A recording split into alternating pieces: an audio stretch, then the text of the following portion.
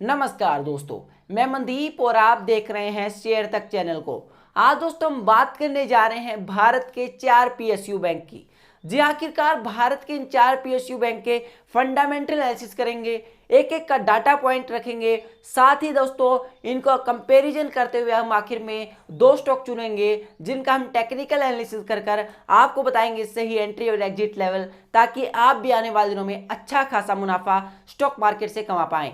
तो आगे बढ़ने से पहले चैनल को सब्सक्राइब जरूर कर लीजिए, बेल आइकन दबाइए ताकि लगातार ऐसी वीडियो आपको मिलती रहे। देखिए सबसे पहले हम शुरुआत करते हैं आज के साथ, तो टोटल इनकम और इंटरेस्ट इनकम के साथ करते हैं। तो स्टेट बैंक ऑफ इंडिया की टोटल इनकम होती है 3,02,545 करोड़, जो कि टोटल इनकम है। अब इंटरेस्ट इनकम इसमें कितनी है? 2,57,324 करोड़। देखिए स्टेट बैंक ऑफ इंडिया की जितनी इनकम है उतनी इन सारे बैंकों की इनकम भी नहीं है। आईडीबीआई बैंक के पास 25,295 करोड़ की इनकम होती है और इसमें इंटरेस्ट इनकम 20,825 करोड़ की है। अब बात करें पंजाब नेशनल बैंक की, तो इनकी टोटल इनकम होती है 63,074 करोड़ और इंटरेस्ट इनकम है 53,800 करोड़। और उसके बाद बैंक ऑफ बड़ौदा आते हैं जहां 91,086 करोड़ इनकम होती है और इंटरेस्ट इनकम होती है 78,895 करोड़। तो यहाँ देखिए इनकम के मामले में हम बात करें तो स्टेट बैंक ऑफ इंडिया और बैंक ऑफ बड़ौदा बाजी मारते हुए नजर आ रहे हैं। अब बात कर लेते हैं दोस्तों price to book value ratio की। देखिए प्राइस टू बुक वैल्यू की बात करें तो कौन सा बैंक कितना सस्ता है। देखिए बात करें बुक वैल्यू के हिसाब से तो स्टेट बैंक ऑफ इंडिया 0.72% है। वहीं बात करें तो दोस्तों आईडीबीआई बैंक 1.14% है और पंजाब नेशनल बैंक 0.46% है और बैंक ऑफ बड़ौदा 0.28% है। तो यहाँ देखने को क्या मिला है, आईडीबीआई बैंक अपनी बुक वैल्यू के हिसाब से महंगा है, लेकिन बैंक ऑफ बड़ौदा और पंजाब नेशनल बैंक काफ़ी सस्ते हैं। लेकिन स्टेट बैंक ऑफ इंडिया की जो वैल्यूएशन है वो भी अट्रैक्टिव करने वाली है।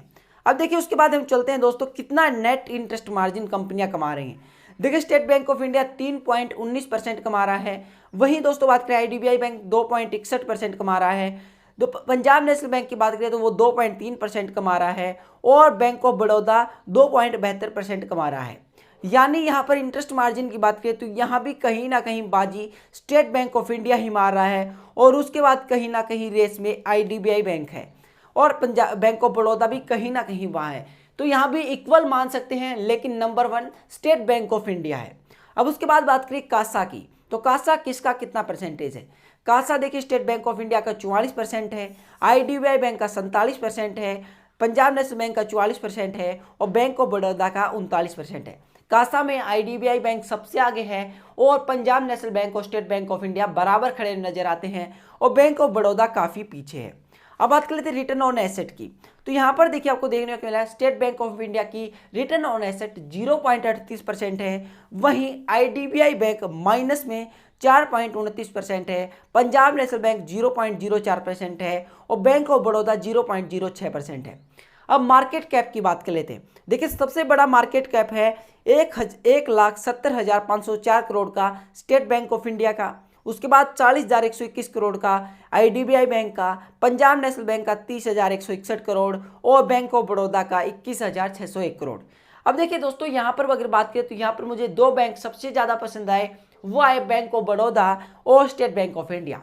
इसके पीछे का कारण क्या है? देखिए पीएसयू में state bank of India leader number 1 है और वैल्यूएशन के हिसाब से सस्ता है। उसके बाद देखिए सबसे सस्ता वैल्यूएशन के हिसाब से कौन है? Bank of Baroda. और यहाँ पर एक बात करें तो बैंक ऑफ बड़ौदा के जो वैल्यूएशन है वो तो सस्ते हैं ही, इंटरेस्ट इनकम भी काफ़ी अच्छी है। लेकिन दोस्तों ये सिर्फ महज एक आंकड़ा हो सकता है, इसके अलावा एनपीए वगैरह भी हमारा रह गया। तो हम अब चलते हैं एनपीए की तरफ। देखिए एनपीए की तरफ जाते हैं तो सबसे पहले में आईडीबीआई बैंक का एनपीए देखने को मिलता है जो कि 27 के करीब है, जो कि सबसे ज़्यादा है। यानी आईडीबीआई बैंक मेरे लिए यहीं से कट हो जाता है, मैं आईडीबीआई बैंक में इंटरेस्टेड नहीं रहूँगा।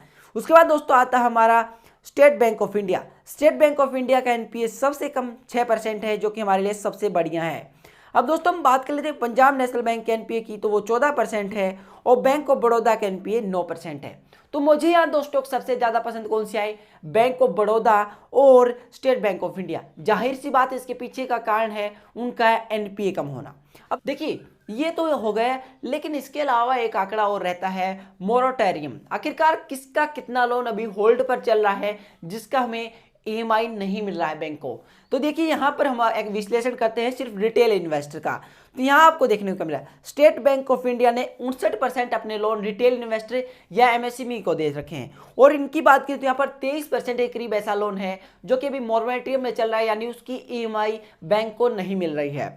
अब दोस्तों बात करें IDBI की, तो वहाँ पर 57% लोन रिटेल को मिला हुआ है, और लेकिन उसका 56% मोरेटोरियम में चल रहा है, यानी IDBI बैंक यहाँ भी पीछे पिछड़ता हुआ नजर आ रहा है। अब बात करें पंजाब नेशनल बैंक की, तो इनका 54% लोन मोरेटोरियम में चल रहा है, और उसके करीब करीब 28% के करीब जो है मोरेटोरियम फिगर में चल रहा है, और 54% रिटेलर को मिला हुआ है। बैंक ऑफ बड़ौदा की बात करें तो यहाँ पर 52% उनका लोन मोरेटोरियम में है, और इसके बात करें तो 65% जो लोन है यहाँ पर दोस्तों मैं बता दूं कि वो मोरेटोरियम में चल रहा है। तो मुझे यहाँ सब कुछ देख लेने के बाद एक बात समझ में आई कि देखिए स्टेट बैंक ऑफ इंडिया अकेला इकलौता बैंक बचता है जिसे हम बाय कर चल सकते हैं, बाकी 3 बैंक मुझे अच्छे नहीं लग रहे हैं। अब दोस्तों हम चलते हैं टेक्निकल एनालिसिस पर, जहां हम विश्लेषण करेंगे कि आखिर आपको कहां एंट्री लेनी चाहिए।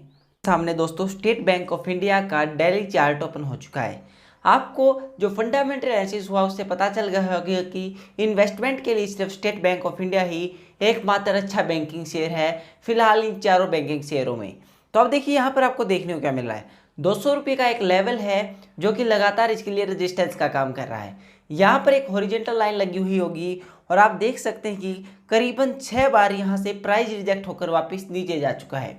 तब हमें क्या करना चाहिए, हमें वेट एंड वॉच करना चाहिए कि कब stock state bank of India का 200 के ऊपर डेली क्लोजिंग दे तो हम बाय कर लेंगे।